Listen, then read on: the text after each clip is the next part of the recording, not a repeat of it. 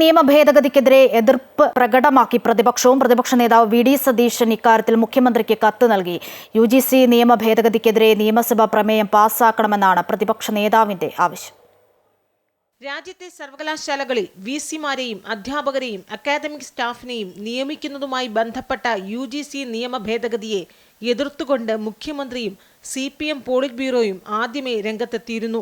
ഇതിനു പിന്നാലെയാണ് പ്രതിപക്ഷ നേതാവും UGC ഭേദഗതിയെ എതിർക്കുന്നത്.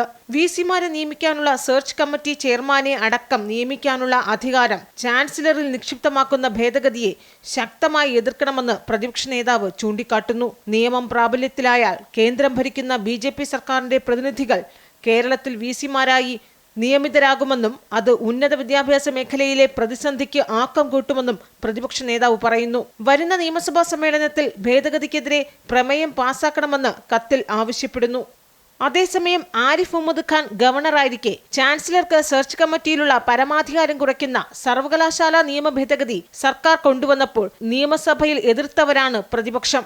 സഭ പാസാക്കിയ ആ ബിൽ ഗവർണർ ഒപ്പിടാതെ രാഷ്ട്രപതിയുടെ പരിഗണനയിലാണ് ഇപ്പോഴും.